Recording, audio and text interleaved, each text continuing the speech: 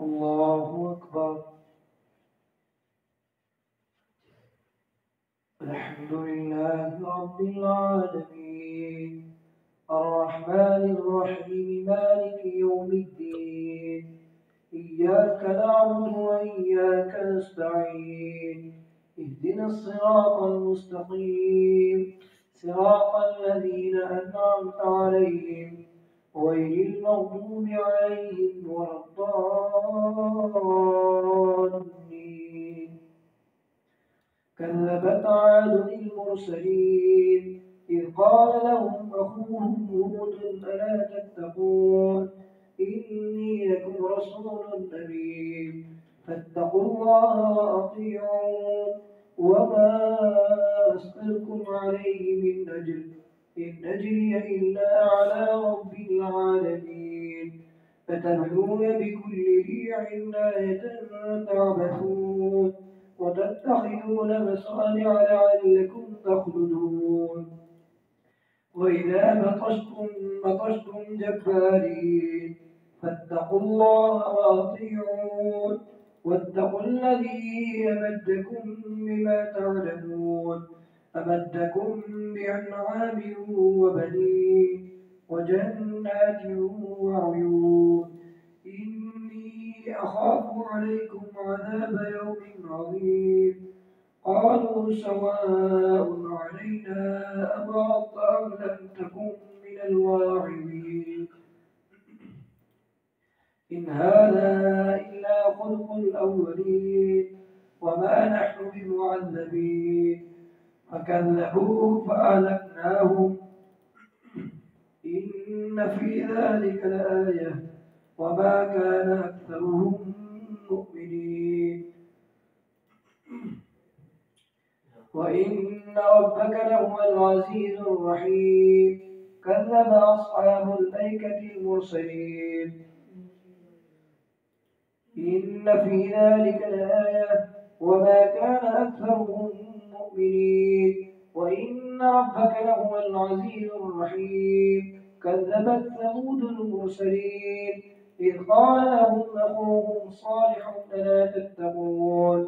إني لكم رسول أمين فاتقوا الله وأطيعون وما أسألكم عليه من أجر إن أجري إلا على رب العالمين أتتركون فيما هاهنا آمنين في جنات وعيون وزروع ونخل طلعها هضيم وتنحتون من الجبال بيوتا فارهين فاتقوا الله وأطيعون ولا تطيعوا أمر المسرفين الذين يفسدون في الأرض ولا يصلحون قالوا إنما أنت من المسحرين ما أنت إلا بشر مثلنا فأت بآية إن كنت من الصادقين قال هذه ناقة لها شرب ولكم شرب يوم معلوم ولا تمسوها بسوء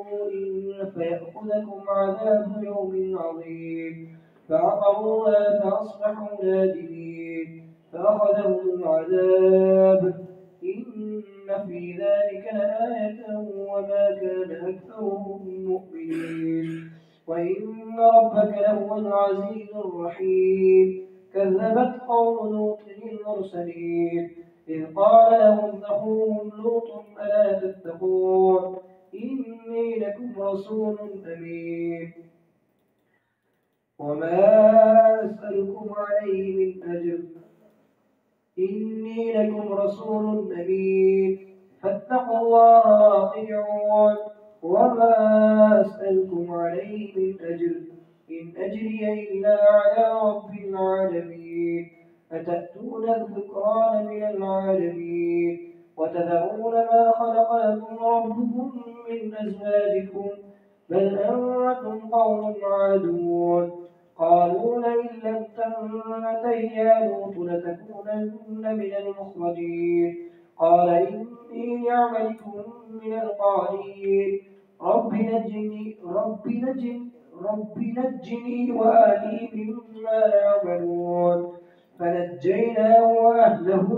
أجمعين إلا عجوزا في الغابرين ثم دمرنا الآخرين وأمطرنا عليهم مطرا فساء مطر المنذرين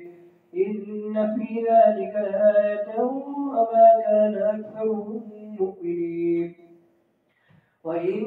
ربك لهو العزيز الرحيم كذب أصحاب الأيكة المرسلين إذ قال لهم شعيب ألا تتقون إني لكم رسول أمين فاتقوا الله وأطيعون وما أسألكم عليه من أجر إن أجري إلا على رب العالمين أوفوا الكيل ولا تكونوا من المخسرين وزنوا بالقسطاس المستقيم ولا تبخسوا الناس أشياءهم ولا تعثوا في الأرض مفسدين واتقوا الذي خلقكم والجبلة الأولين قالوا إنما أنت من المسحرين وما أنت إلا بشر مثلنا وإن نظنك لمن الكاذبين فأسقط علينا كسفا من السماء إن كنت من الصادقين قال ربي أعلم بما تعملون فكذبوه فأخذهم عذاب يوم الظلة إنه كان عذاب يوم عظيم إن في ذلك لآية وما كان أكثرهم مؤمنين وإن ربك لهو العزيز الرحيم وإنه لتنزيل رب العالمين نزل به الروح الأمين على قلبك لتكون من المنذرين بلسان عربي مبين وإنه لفي زبر الأولين أولم يكن لهم آية أن يعلمه علماء بني إسرائيل ولو نزلناه على بعض الأعجمين فقرأه عليهم ما كانوا به مؤمنين كذلك سلكناه في قلوب المجرمين لا يؤمنون به حتى يروا العذاب الأليم فيأتيهم بغتة وهم لا يشعرون فيقولوا هل نحن منذرون أفبعذابنا يستعجلون أفرأيت إن متعناهم سنين ثم جاءهم ما كانوا يوعدون ما أغنى عنهم ما كانوا يمتعون وما أهلكنا من قرية إلا لها منذرون ذكرى وما كنا ظالمين وما تنزلت به الشياطين وما ينبغي لهم وما يستطيعون إنهم عن السمع لمعزولون فلا تدع مع الله إلها آخر فتكون من المعذبين وأنذر عشيرتك الأقربين واخفض جناحك لمن اتبعك من المؤمنين فإن عصوك فقل إني بريء مما تعملون وتوكل على العزيز الرحيم الذي يراك حين تقوم وتقلبك في الساجدين إنه هو السميع العليم هل أنبئكم على من تنزل الشياطين تنزل على كل أفاك أثيم يلقون السمع وأكثرهم كاذبون والشعراء يتبعهم الغاوون ألم تر أنهم في كل واد يهيمون وأنهم يقولون ما لا يفعلون إلا الذين آمنوا وعملوا الصالحات وذكروا الله كثيرا وانتصروا من بعد ما ظلموا وسيعلم الذين ظلموا أي منقلب ينقلبون. طاسين تلك آيات القرآن وكتاب مبين هدى وبشرى للمؤمنين الذين يقيمون الصلاة ويؤتون الزكاة وهم بالآخرة هم يوقنون. إن الذين لا يؤمنون بالآخرة زينا لهم أعمالهم فهم يعلمون. أولئك الذين لهم سوء العذاب وهم في الآخرة هم الأخسرون. وإنك لتلقى القرآن من لدن حكيم عليم. إذ قال موسى لأخيه إني آنست نارا سآتيكم منها بخبر أو آتيكم بشهاب قبس لعلكم تصطلون. فلما جاء نودي أن بورك من في النار ومن حولها وسبحان الله رب العالمين. يا موسى إنه أنا الله العزيز الحكيم وألق عصاك فلما رآها تهتز كأنها جان ولا مدبرا ولم يعقب. يا موسى لا تخف إني لا يخاف لدي المرسلون إلا من ظلم ثم بدل حسنا بعد سوء فإني غفور رحيم. وادخل يدك في جيبك تخرج بيضاء من غير سوء في 9 آيات إلى فرعون وقومه إنهم كانوا قوما فاسقين. فلما جاءتهم آياتنا مبصرة قالوا هذا سحر مبين وجحدوا بها واستيقنتها أنفسهم ظلما وعلوا فانظر كيف كان عاقبة المفسدين. الله أكبر.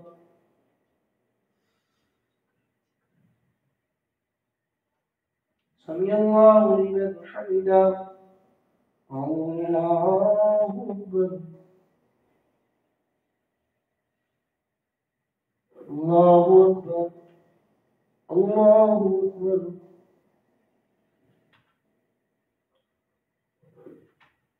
الله أكبر.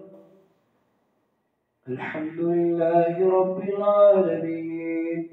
الرحمن الرحيم مالك يوم الدين إياك نعبد وإياك نستعين اهدنا الصراط المستقيم صراط الذين أنعمت عليهم غير المغضوب عليهم ولا الضالين.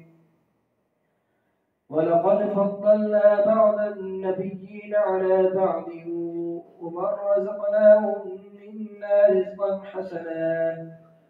ولقد آتينا داود وسليمان علما وقال الحمد لله الذي فضلنا على كثير من عباده المؤمنين. وورث سليمان داود وقال يا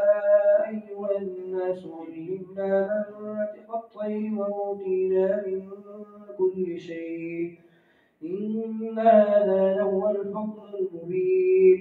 وحشر لسليمان جنوده من الجن والإنس والطير فهم يوزعون حتى إذا أتوا على واد النمل قالت نملة يا أيها النمل ادخلوا مساكنكم لا يحطمنكم سليمان وجنوده وهم لا يشعرون. فتبسم ضاحكا من قولها وقال رب أوزعني أن أشكر نعمتك التي أنعمت علي وعلى والدي وأن أعمل صالحا وأدخلني برحمتك في عبادك الصالحين. وتفقد الطير فقال ما لي لا أرى الهدهد أم كان من الغائبين لأعذبنه عذابا شديدا أو لأذبحنه أو ليأتيني بسلطان مبين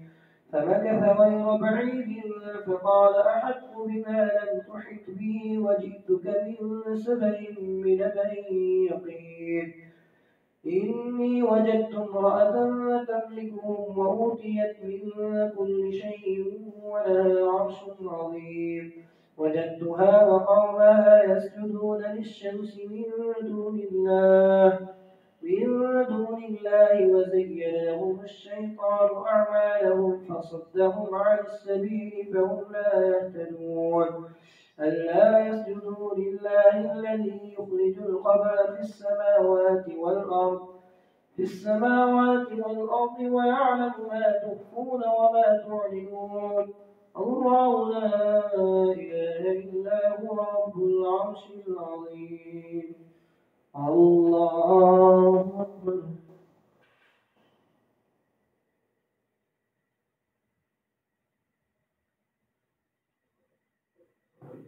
الله أكبر قال سننظر أصدقت أم كنت من الكاذبين اذهب بكتابي هذا فألقه إليهم ثم تول عنهم فانظر ماذا يرجعون قالت يا أيها الملأ إني ألقي إلي كتاب كريم إنه من سليمان وإنه بسم الله الرحمن الرحيم ألا تعلوا علي وأتوني مسلمين قالت يا أيها الملأ وافتوني في أمري ما كنت قاطعة أمرا حتى تشهدون قالوا نحن أولو قوة وأولو بأس شديد والأمر إليه فانظري ماذا تأوين قالت إن الملوك إذا دخلوا قرية أفسدوها وجعلوا أعزة أهلها أذلة وكذلك يفعلون وإني مرسلة إليهم بهدية فناظرة بما يرجع المرسلون فلما جاء سليمان قال تمدونني بمال فما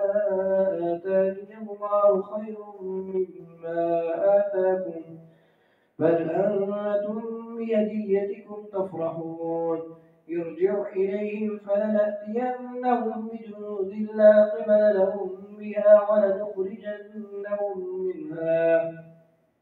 ولنخرجنهم منها أذلة وهم صاغرون قال يا أيها الملأ أيكم يأتيني بعرشها قبل أن يأتوني مسلمين قال عفريت من الجن لآتيك به قبل أن تقوم من مقامك وإني عليه لقوي أمين قال الذي عنده علم من الكتاب أنا آتيك به قبل أن يرتد إليك طرفك فلما رآه مستقرا عنده قال هذا من فضل ربي ليبلوني أشكر أم أكفر ومن شكر فإن ربي غني كريم قال نكروا لها عرشها ننظر أتهتدي أم تكون من الذين لا يهتدون قال الذي عنده علم من الكتاب أنا آتيك به قبل أن يرتد إليك طرفك فلما رآه مستقرا عنده قال هذا من فضل ربي ليبلوني أشكر أم أكفر ومن شكر فإنما يشكر لنفسه ومن كفر فإن ربي غني كريم قال نكروا لها عرشها ننظر أتهتدي أم تكون من الذين لا يهتدون فلما جاءت قيل هكذا عرشك قالت كأنه هو وأوتينا العلم من قبلها وكنا مسلمين وصدها ما كانت تعبد من دون الله إنها كانت من قوم كافرين قيل لها ادخل الصرح فلما رأته حسبته لجة وكشفت عن ساقيها قال إنه صرح ممرد من قوارير قالت رب إني ظلمت نفسي وأسلمت مع سليمان لله رب العالمين ولقد أرسلنا إلى ثمود أخاهم صالحا أن اعبدوا الله فإذا هم فريقان يختصمون قال يا قوم لم تستعجلون بالسيئة قبل الحسنة لولا تستغفرون الله لعلكم ترحمون قالوا اطيرنا بك وبمن معك قال طائركم عند الله بل أنتم قوم تفتنون وكان في المدينة 9 رهط يفسدون في الأرض ولا يصلحون قالوا تقاصموا بالله لنبيتنه وأهله ثم لنكونن لوليه ما شهدنا مهلك أهله وإنا لصادقون ومكروا مكرا ومكرنا مكرا وهم لا يشعرون فانظر كيف كان عاقبة مكرهم أنا دمرناهم وقومهم أجمعين فتلك بيوتهم خاوية بما ظلموا إن في ذلك لآية لقوم يعلمون وأنجينا الذين آمنوا وكانوا يتقون ولوطا إذ قال لقومه أتأتون الفاحشة وأنتم تبصرون أئنكم لتأتون الرجال شهوة من دون النساء بل أنتم قوم تجهلون فما كان جواب قومه إلا أن قالوا أخرجوا آل لوط من قريتكم إنهم أناس يتطهرون فأنجيناه وأهله إلا امرأته قدرناها من الغابرين وأمطرنا عليهم مطرا فساء مطر المنذرين قل الحمد لله وسلام على عباده الذين اصطفى الله خير أما يشركون الله أكبر